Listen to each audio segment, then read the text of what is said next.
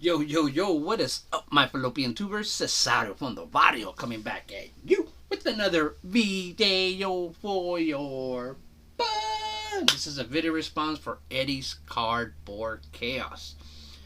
Alright? Hey, people.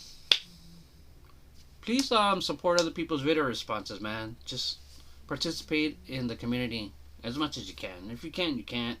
You don't have to. You know what I mean? But it'd be a lot cooler if you did. But anyways, he wanted you to tell a story of something that like some athlete overcame.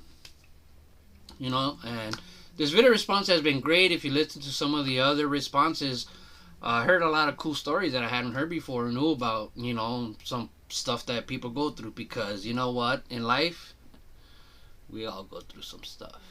All right, but my favorite player is Mickey Mantle, so I'm gonna, I guess, talk about something that he overcame, or not really, but something more that he helped an organization overcome, I think. Maybe. I don't know. But anyways, Mickey Mantle on June 8th entered the Southwest Oregon Bank in Dallas, like the hospital, because he had hepatitis C, cancer, and cirrhosis of the liver from drinking too much.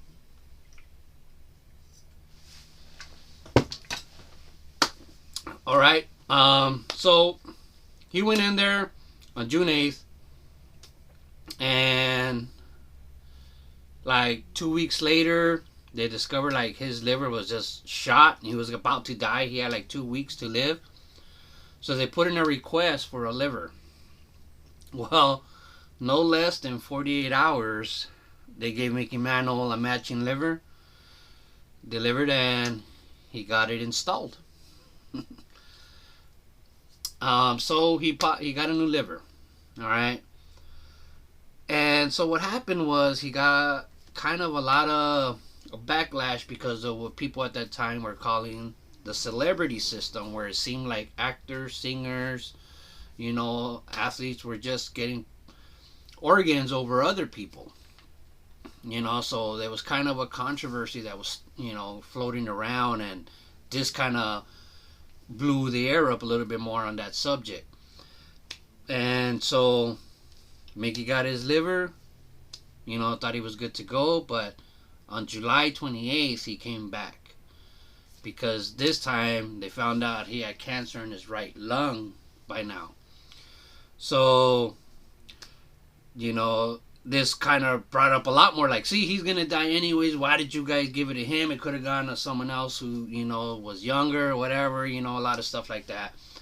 And then on August 9th, he came back, and they discovered that he had cancer in his abdomen. And if you don't know what the abdomen is not meant from abda, it's your stomach. So, you know, by August 13th, 1995, I remember it was just a few months after Eazy-E, Mickey Mantle died. You know, so 2 months later, Mickey died of liver cancer. You know, so he was ravaged with cancer, and it just got everywhere. So that brought up the heat. But doctors were defending his case because they're saying he was in need of urgent. He had an urgency. You know what I mean? But they also, to their defense, which I don't know if it would be acceptable these days, was that he could also afford it. So that brought up the controversies, like you're choosing people with money over poor people. But the doctor was like, you know, the hospital's like, we have to get paid. We can't do these for free. But that could seem inhumane, immoral, you know. But it is a business. So you had that going on, you know. And they even admitted later that, you know, if two people were equal, the celebrity would get the transplant because of publicity. All right, because something that like kind of like a black eye that organ donors or organizations have was like people didn't want to donate organs. I remember when I was getting my license, my driver's ed teacher in high school, my driver's ed teacher said like, you don't want to be an organ donor because if you get into a car accident and you might have a small chance to live, but they need your organ, they're gonna take your organ and you're gonna die so they can save somebody else's life. So it's always had that stigma. That it had bad things like, oh no, don't be an organ donor. I remember that when I was in high school, it was like, nah, it was frowned upon, big time, big time. And so they said for publicity purposes, they would pick a celebrity, And another defense that they had for it was something called battlefield priority, which a lot of people say like, that doesn't pertain to peacetime, operations, because the battlefield priority basically is this: if two soldiers need the same organ, but one soldier is going to die within a day or two if he doesn't get it, and the other soldier can survive without it for about 3 weeks, the urgent one, who has 1 day or 2 days to live, will receive it. That's called the battlefield priority.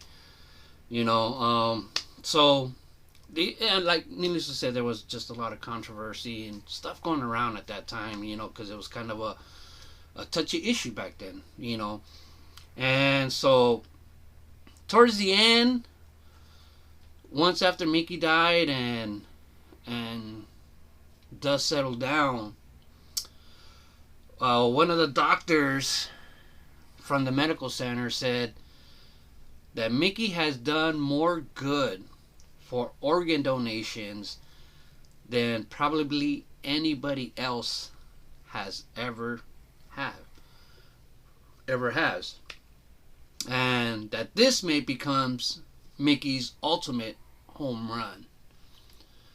Now, the reason he was saying that and why the public kind of started changing their minds or had more favor, like just something that Mickey Mantle did, is he changed the perception that donating your organs was more associated with death and it was scary and you don't want to be an organ donor. But he kind of helped change the perception that donating your organs is kind of a sign of love and it helps other people live and it's a good thing instead of a bad thing, because it was kind of like, oh, you don't want to do that, to more like, hey, that's a humane thing to do. And so just to give you, if you're a statistician, you're into statistics and analytics, at that time the hospital would get 12 organ donor volunteer cards, people that would donate the organs if they, if they died. They would get average about 12 organ donors a week. Volunteers, people that would say, I would donate my organs. They would average about 12 a week. The very next week, after Mickey Mantle passed away, that number went up to 700 donors a week. Alright? It went from 12 donors a week to averaging 700 donors a week. That's a big impact if you think about how many lives Mickey Mantle helped save.